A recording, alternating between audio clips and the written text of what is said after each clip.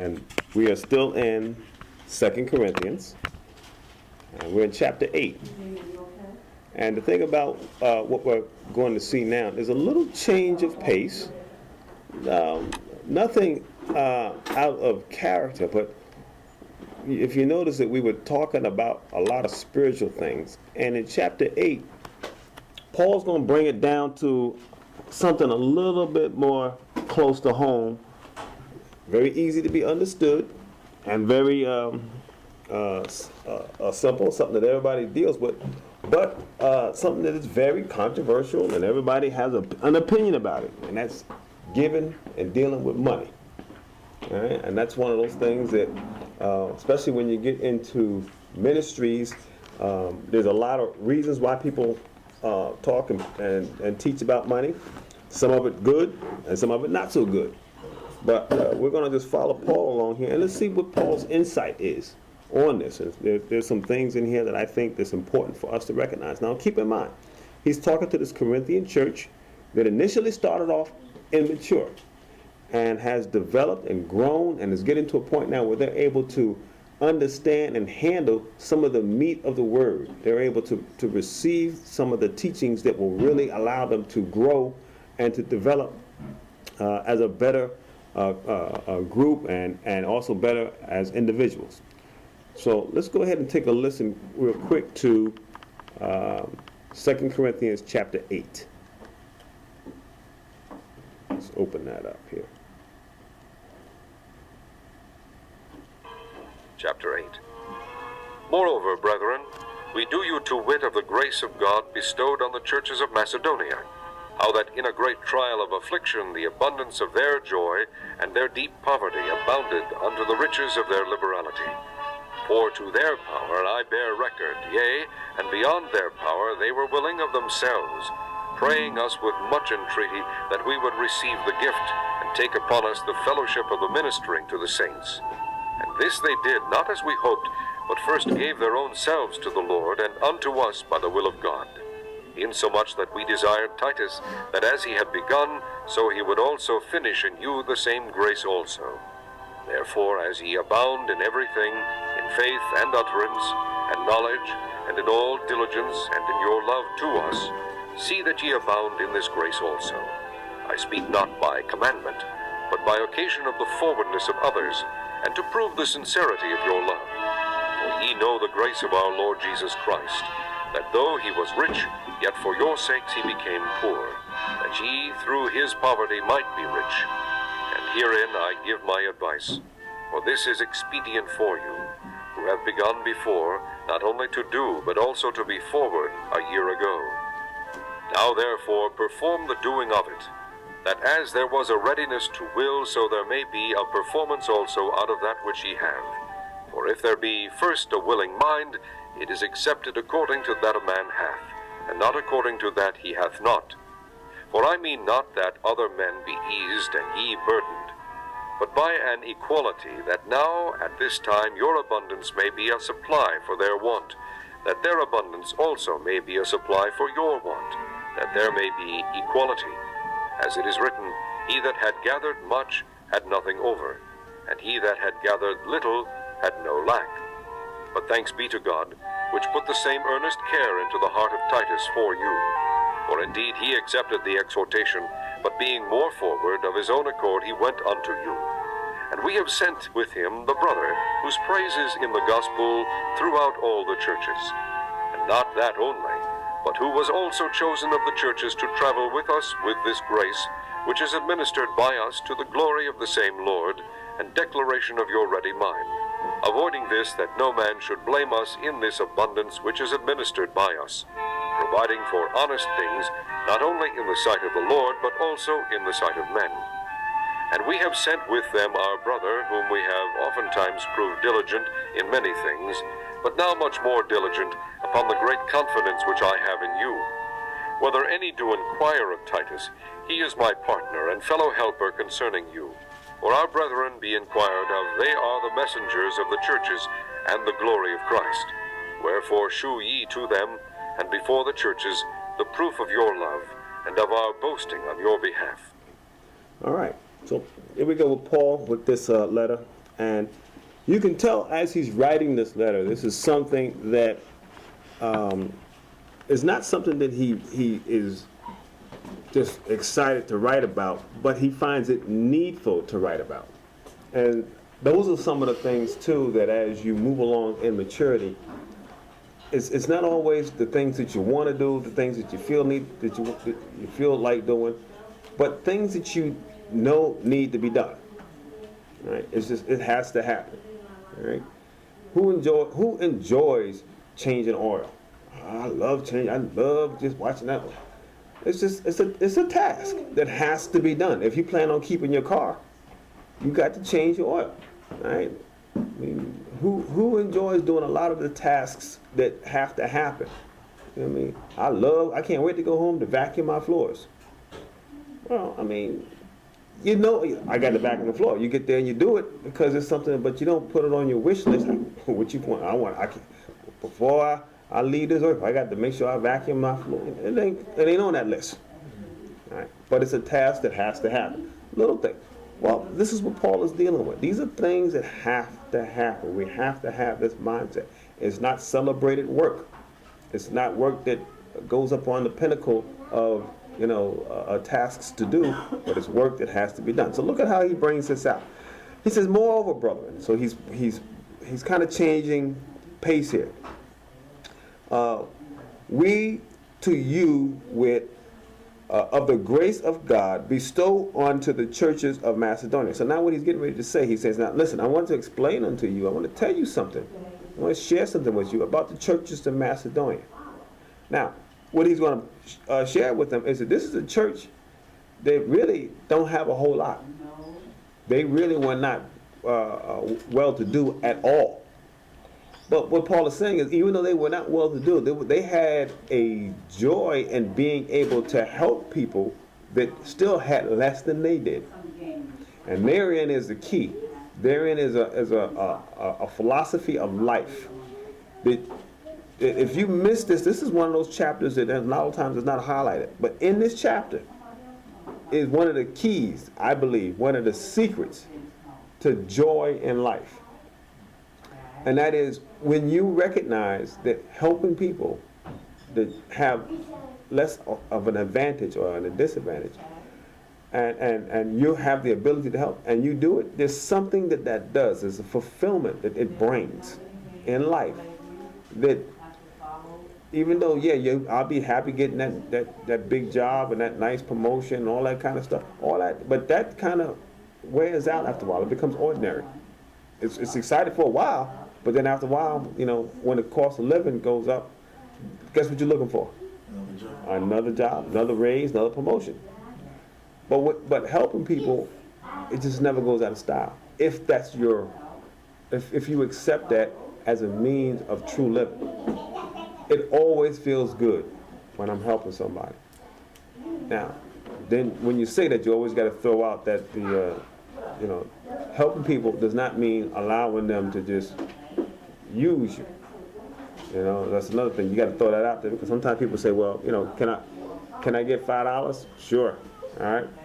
But then I need another $5. Well, I asked him for that $5. Can I get another $5? Well, after a while, you got to say, now listen, man, you don't need $5. You're just trying to use it. And I have to throw that out there because a lot of times people think, well, just to be nice and helpful to people, you just give them every time they ask. That's not helping people. Helping people means to understand what the root of the issue is. That's helping people. And getting to the root and then dealing with the root, not dealing with their conversation. Because a lot of times people's conversation is not always tied into their real need. The real need may be something totally different. And so we have to make sure that we do that. So Paul goes on. He's talking about this church in Macedonia. He says, how that in great trial of affliction, while they were going through, the abundance of their joy, so they're going through a great trial and affliction, but even going through that difficulty, they were wealthy or had an abundance of what? Joy.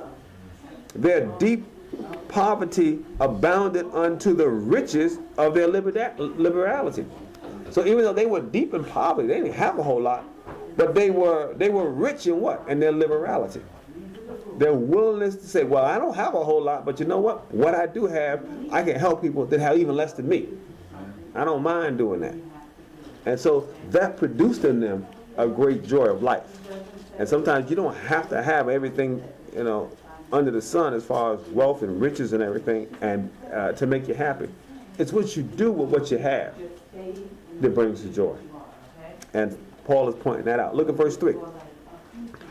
For their power I bear record, yea, and beyond their power, they were willing of themselves. All right. So, what Paul is saying, they were doing things within their power, and he goes, yea. He goes, but if you ask me, I think it was above their power. I didn't think they could do what they were able to do. And he said, but they were willing of themselves. They were willing to do it. So look at verse 4. Praying us with much integrity that we would receive the gift and take it upon us, the fellowship of the ministry to the saints. So Paul is saying they wanted to give the gift to me, wanted me to take it. And where were they giving this gift? To the Jerusalem church. If you remember, we talked about this before, that church was under great distress, and that church was really struggling, and they were looking for means to help that church. Now, what was nice about it was that was the church that initially brought forth the gospel, brought forth the teaching. Our Lord came from that area and from that lineage and from those people. And now these Gentile churches are saying, well, we're going to help them. It don't matter. We're going to go and help them out. So he's talking about how this church from Macedonia. So why is he talking about this church from Macedonia? Because he's letting them know that, well, let me not get ahead of myself. Let's go to verse 5. And this they did, not as we hoped, but first gave their own selves to the Lord and unto us by the will of God. So they gave themselves not only to the Lord, but they also gave themselves to the work that Paul was doing. Paul said he gave himself to the Lord and he gave himself to us, to what I was doing. All right? And Paul's just bragging on them, letting them know that he's proud of them. This is one of those situations where Paul is looking at an area that he helped develop. And there's nothing that gives you greater joy than when you develop something and you watch it grow. All right? It's like, when you have a project and you're at a job and you're working on a project and you got a team and you put it together and stuff and it comes together and you see the progress of your work. Same thing with raising children. You bring a child into the world and you watch them and they grow and develop and go through the various stages of life. It gives you joy. It makes you feel good. They start learning to walk and then talk and then they learn to eat by themselves and going to the bathroom and doing all those different things that shows forth the maturity and the growth. Then they're going off to school and they're reading and all those things, those levels, it just gives you, and you just feel so good. It just makes you feel so proud. Look at him spelling his. Look at him writing his name. You just feel that, and it gives you that joy. Well, Paul's doing the same thing. I'm telling about this church. They look at what they're doing. Look at how well they helped out, above and beyond what I thought they could do. All right, verse 6. Insomuch that we desired Titus, that as he had begun, so he would also finish in you the same grace also. And so he's saying, and I know that this was something that was brought forth by Titus, who he's going to talk some more about and let them know. And I know he is going to be a great instrument in helping this to come to pass, and to the point where I'm sending Titus back to you. He's the one that's going to receive the money. All right. Now, one of the things that's interesting is that when you deal with this and you compare this with other scriptures that Paul is talking about, Paul is doing all this while he is not there.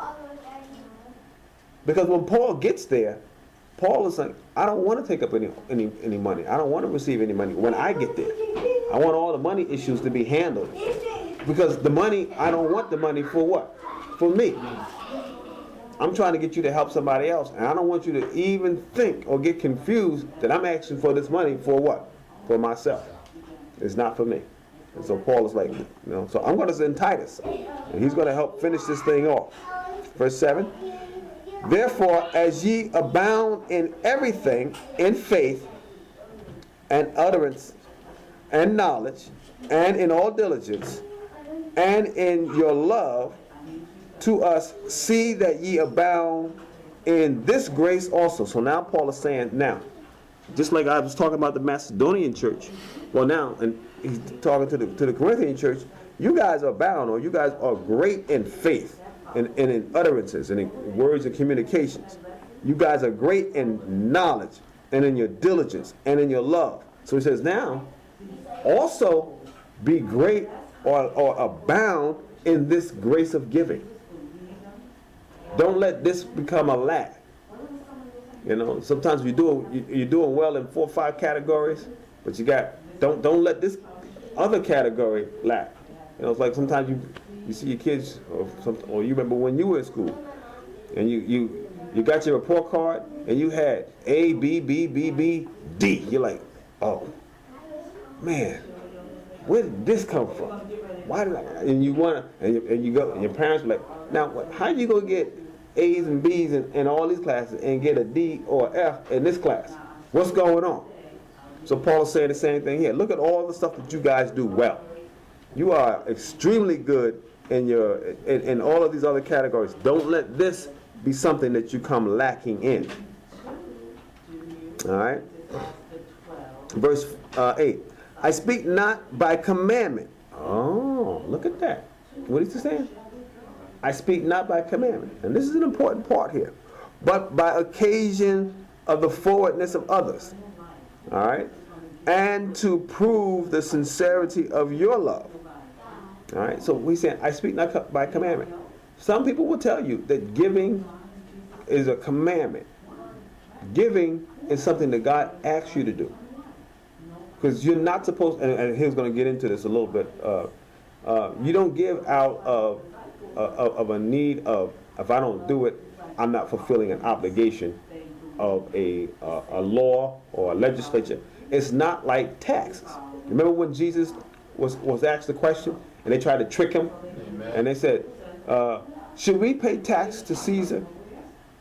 And Jesus said, show me a coin.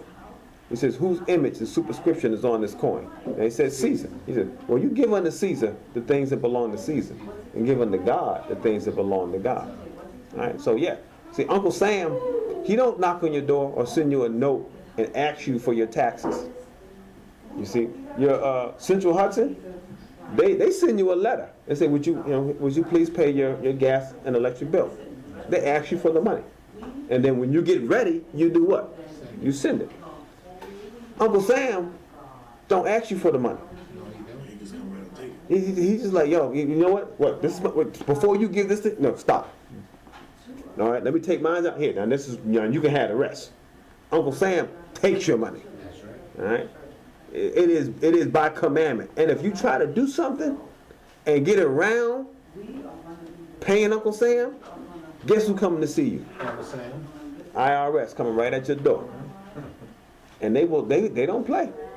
Because to them it is a commandment. You're going to pay your taxes. But Paul is saying this is not a commandment.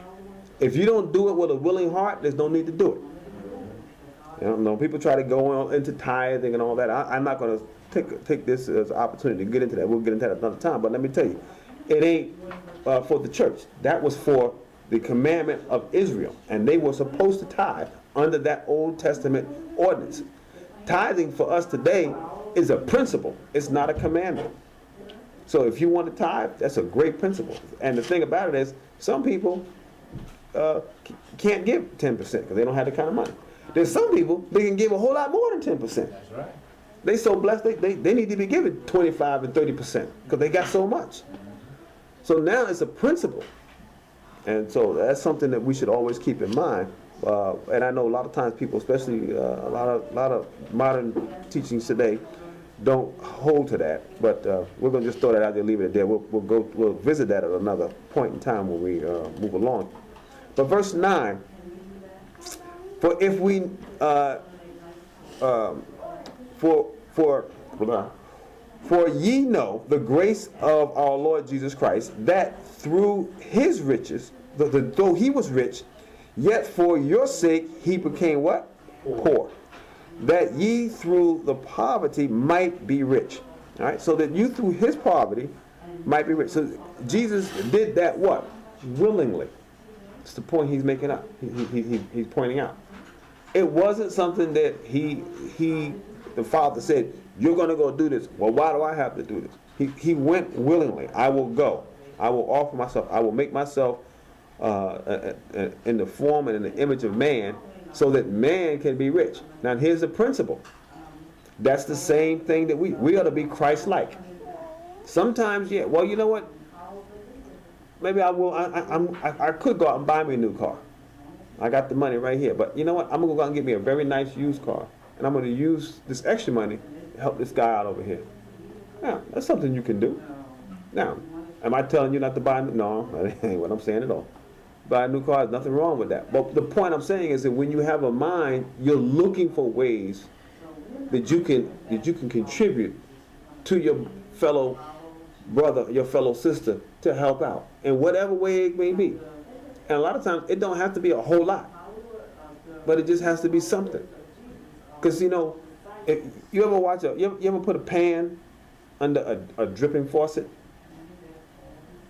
and you just let it just drip, drip, drip, and you walk away, and you come back a couple hours later. Guess what? That pan is what? Full. And you're like, look at this. I'm just sitting here and look at all this water that I've got in it. And that's how doing a little here, a little there, helping out here, just a little bit. And you think, well, I ain't really doing much. Yes, you are, because it does add up. None of it goes to waste. It all does. It's appointed task. And so it's important to keep in mind that whatever it is that you do, be it how small you think it is important that you do it. Very important. All right, verse 10. And herein I give my advice, for it is expedient for you who have begun before, not only to do, but also to be forward a year ago. So he's saying this is something that you started before. You were the ones that had the advice. You were the ones that had the suggestion. But don't just have the suggestion. Bring the suggestion forward. Bring it to action. Bring it to duty. Actually accomplish and do the task that you talked well about. And that's important too, because sometimes we have great ideas. We want to do great things, but doing great things means not just talking great, but it also means what? Doing. You got to have the action behind the words. I want to do this. Well, it means you got to go and do some stuff.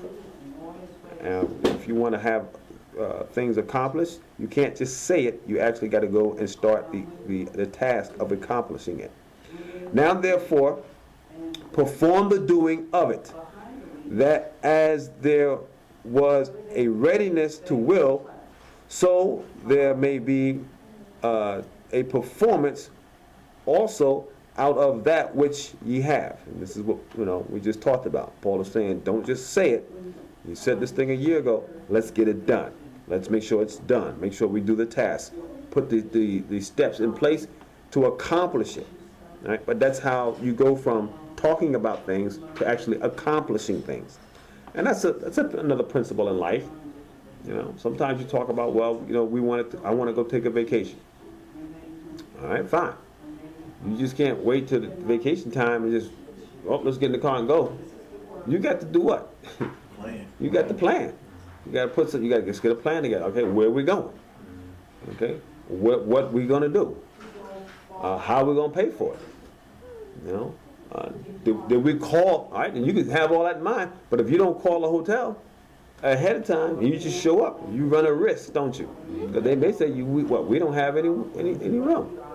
So all that is planning. All right, but then in the planning of it, you also then got to do what? You have to execute it. Because if you say, well, we're gonna put $25 aside a week, guess what you got to do? You got to do it. Right? And so those are the ways that you get from point A to point B. And as you can see here, this is real meat and potato stuff. But like I said before, it ain't exciting. It ain't, wow, look at that. It's everyday life stuff. But if you don't do this, you're going to have difficulty just doing the everyday tasks of life. All right? Verse 12.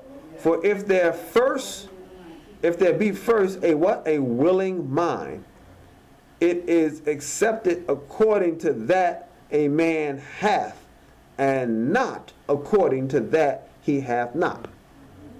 You see that? So if you got a willing mind, go on and do it. But understand this. Nobody's asking you to do something that you don't have to do. You know, so if you look and you go, well, somebody need to help us pay off this deficit in this country. Well, fine. Anybody got $2 trillion? I can't do it. Right? But it's the same thing. You look and you see a need over here, and you go, wow, they really need a whole lot. You know, they're looking, they need $100,000. Well, that's not for you to give the whole $100,000, but you can go and give what? $5, $20, to help build the program.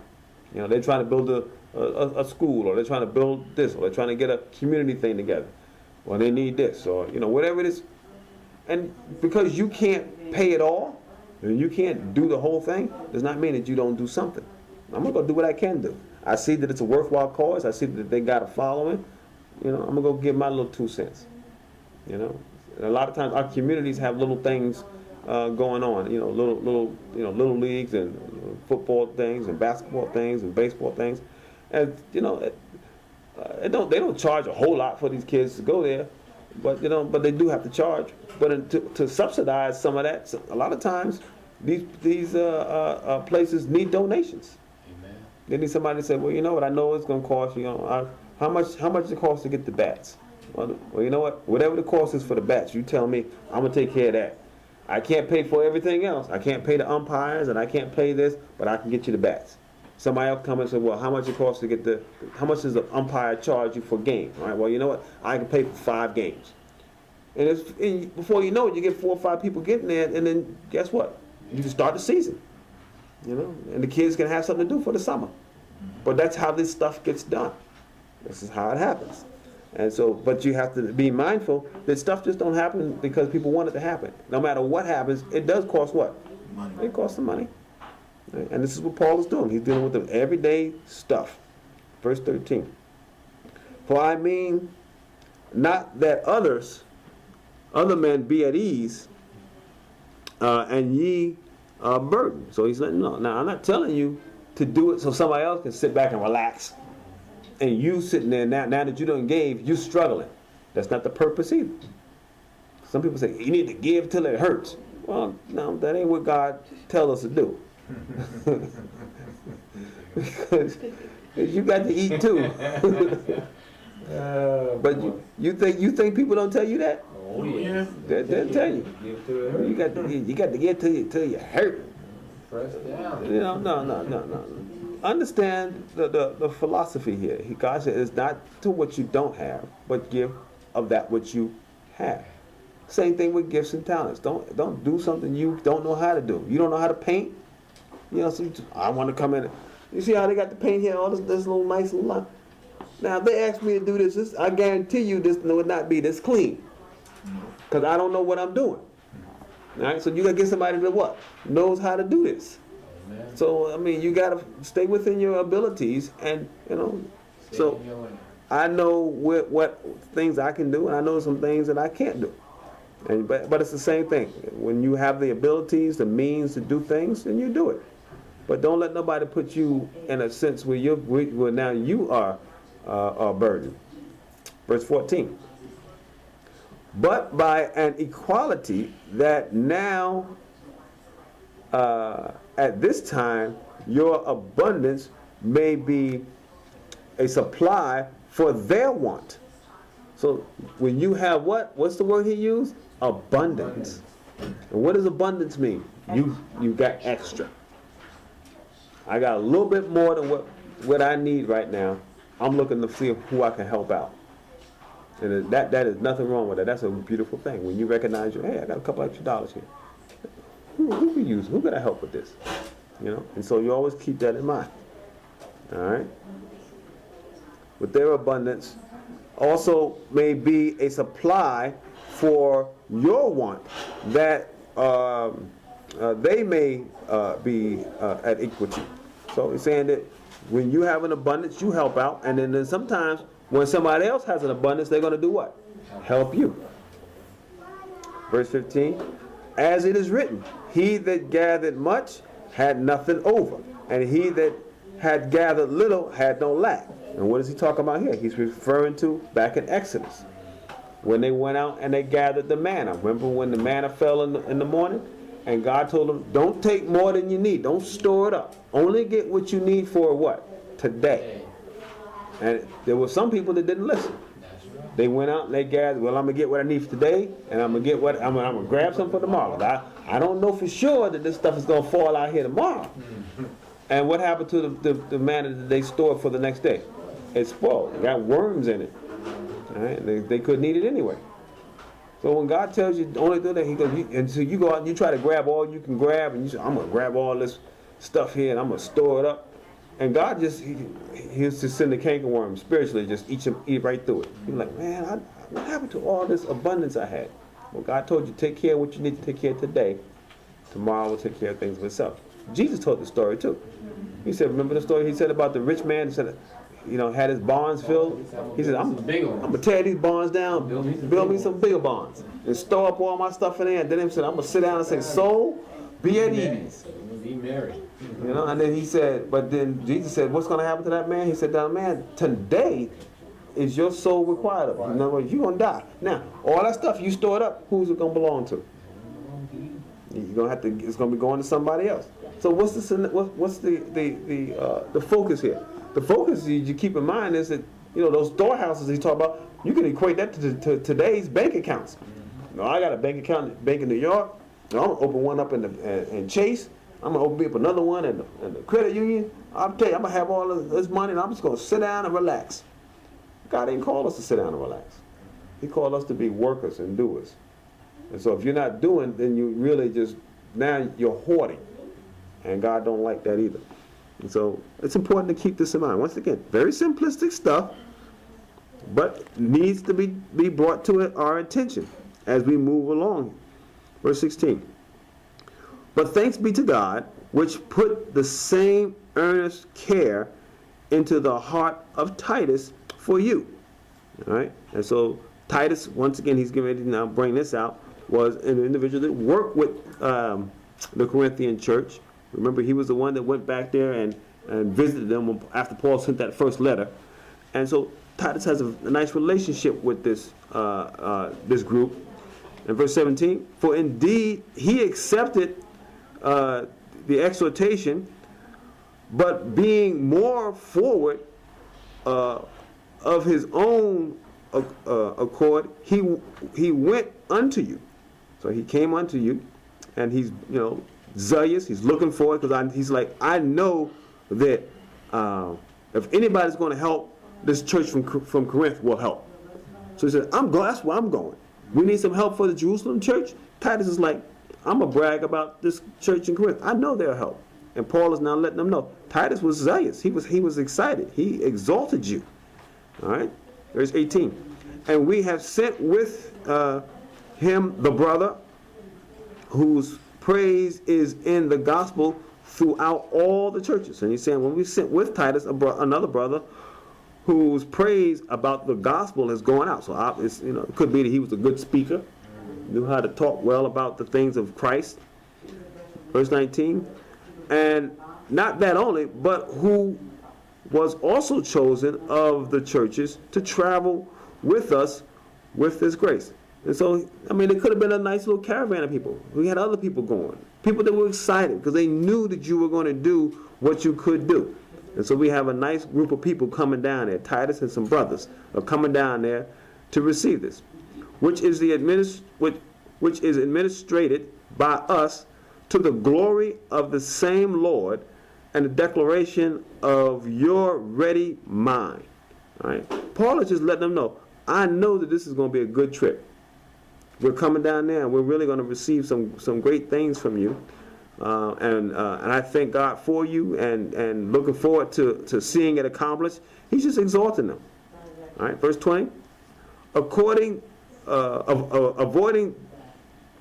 this, that no man should blame us in this abundance which is administrated by us. So what Paul is saying is, now that them folks that are going, Titus and all those, guess who won't be there? I'm not going to be there, because I don't want you to think that this has anything to do with me. I'm a person that's helping you and developing you, but I don't want anything in payment for that. Paul is one saying, I'm doing it because I love you. Now, I know y'all might joke about this, but suppose you get ready, you I don't know why. I'm gonna throw this out there. You take it for what you want. But you get ready, you fixing dinner, and you eat the dinner and everything. When your kids get up, they go, "Oh, that was good." They reach in their back pocket, pull out $25. Okay, that's for the dinner. Now, the first couple times they do that, you might like, well, hey, no problem. But and the reality of it is, you don't want your kids doing what?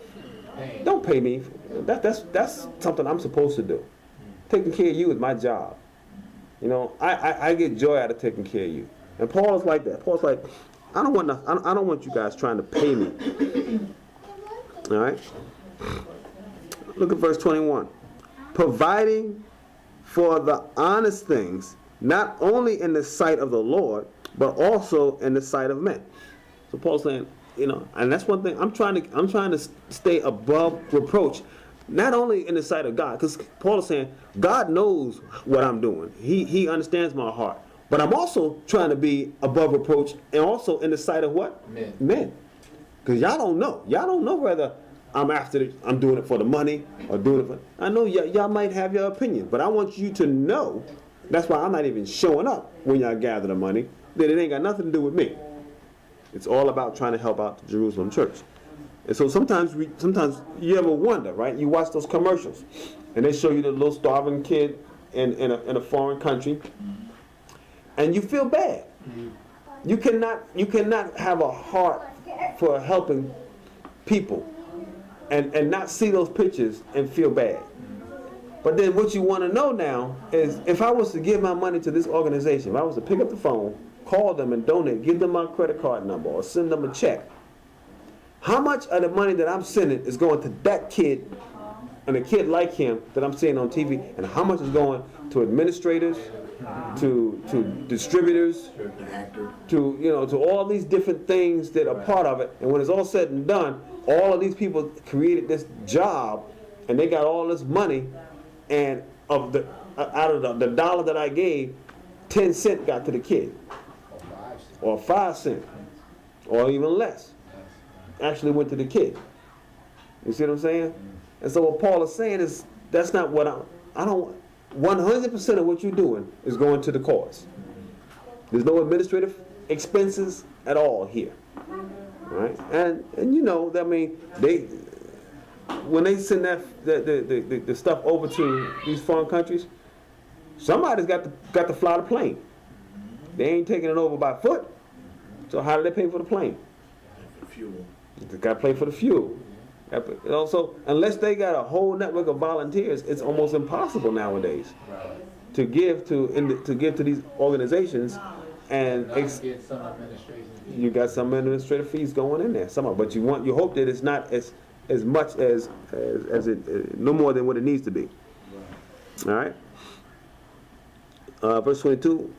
And we have sent with them our brother, who we have oftentimes proven diligent in many things, but now much more diligent upon the great confidence which I have in you. So he's letting them, we've already talked about that. He's just reiterating. Right? Verse 23. Whether any do inquire of Titus, this is who he's talking about. He is my what? My partner. All right. How they say it today? This is my partner. Right? This is my partner. This is my brother. This is my buddy. Titus can handle this, and I have utmost confidence. Just like I don't want anything, neither does what? Neither does Titus. He don't want anything from you either, because me and him are partners. Don't worry about it. and fellow helpers concerning you, or our brethren, be inquired of they are the messengers of the churches and the glory of Christ. So Titus and any of these other brothers that I send with you, these guys are all messengers. They're there to help. And their main focus is for the churches to grow and for Christ to be what? Glorified. Wherefore show ye to them and before the churches. All right? So you bring them to you, I'm going to show them to you, and you bring them before the churches. The proof of your love, that of our boasting and of our boasting on your behalf. All right? So one of the things it's important that Paul is saying, now when they get there, Titus, these brothers, one thing that I know, that the boasting that I made about you will come to be shown as fact.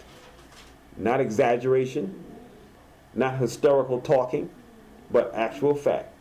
So when somebody tell you that, hey, I know this brother, man, he knows how to fix cars. Your car is broken down, listen, you take your car to this guy here. Now, what am I doing? I'm telling you, I'm boasting on this guy's skill. But then when you take the car there, because you say, well, man, Wayne said you not and you expect to what? A good job. You expect it to, hey, this guy knows it. And then I'm looking for you to come back and say, oh man, he knew exactly what to do. He knew what. That's what I'm looking for to hear back. When I come and I see you again, I'll be like, hey man, you ever take your car down to so and so? Yeah, I did. He did. That's what I want to hear. Well, this is what Paul is saying. When Titus gets there and all the brothers get there, and I told them, what's going to happen. So when it's all said and done, when I hear back from Titus, I'm like, Titus, did everything go? Oh yeah, it went great. They were great. They were very. That's the confidence of fellowship that you want. It's nice to be able to speak for people. All right, it's nice, but you got to make sure that you know that individual. You ever speak for somebody and then you feel like, man, I shouldn't have said nothing. I should have just let my mouth go. And you get disappointed then. Because you build up a person, you go, oh yeah, and then gone. I'm close with this. I was watching, me and Penny have been watching some old movies lately. And the Turner Classic movies, I don't know if you ever watched it. And so we turned on, they had Raisin in the Sun on. And you remember when the character that Sidney Poitier plays, he took the mama's money because he's just sitting there, Mama, you killing my dreams and all this other stuff. And she went and bought the house. And she said, well, son, I put $35,000 down on that house. And I got $65,000 left. I'm giving it to you. You're going to be the man of this household. Da-da-da. And he took that money and gave it to Willie. Because they're going to go open up a lounge or a bar or something. And then he's there, they all happy. When you think things are going good, and he got that knock on the door. And he's like, oh, right on time. Here they go. He comes, come on in, you want something to drink? How'd it go? And Willie never showed. I waited in that train station for 6 hours and Willie never, and he smacked that man around the house. What you mean, Willie never? And then he was like, Willie! Because he put his trust in somebody he could not what? Count on. Right? And that's the important thing. And so Paul's like, I know things are going to go well. Because I got confidence not only in the people I'm sending, Titus, I also got confidence in the people who I'm sending Titus to. So you go back to the analogy, that I made up. I said, I send of somebody to a friend of mine who know how to fix a car. You go in there, you fix the car. He'll take care of it. You get the car's working great.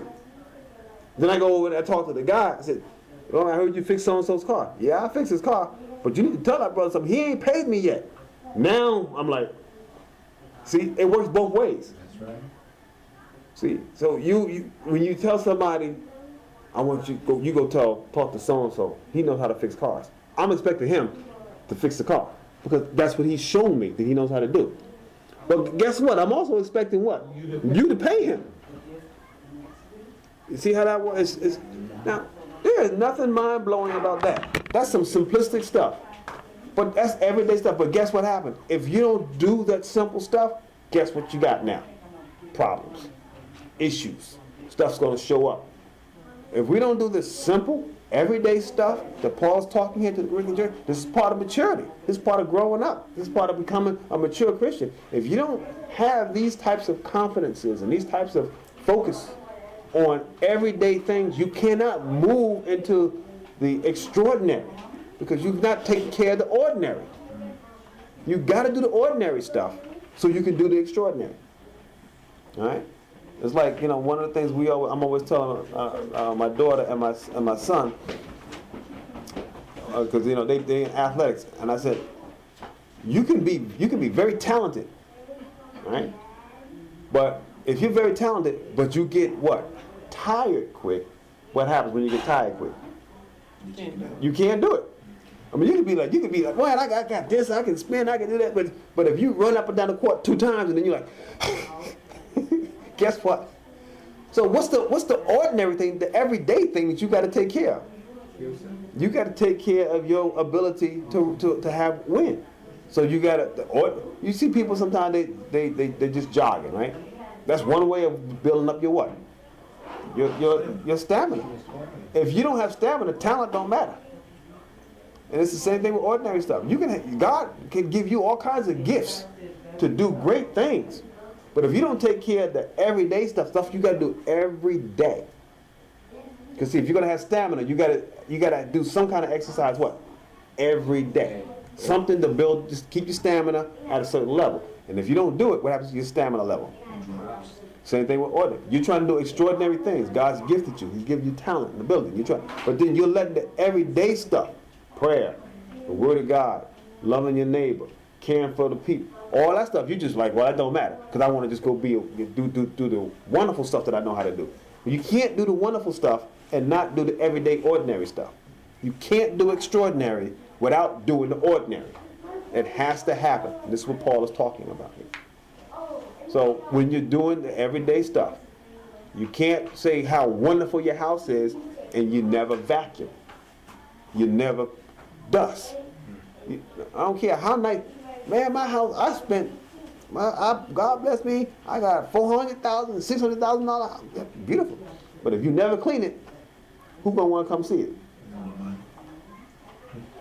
So if you don't do the ordinary, the extraordinary never shines through. All right? And so those are the things that we should keep in mind from this chapter. Like I said, it's not one of those Star-Spangled Banner chapters. It's not one of those chapters with all the glitz and the glamour. But it is a chapter that lets you know that if you don't have the basics, you can't get to the wonderful stuff. All right, and that's what you have to have. Any other comments or questions? What was Paul's occupation again? I forgot. He was a tent maker. Tent maker.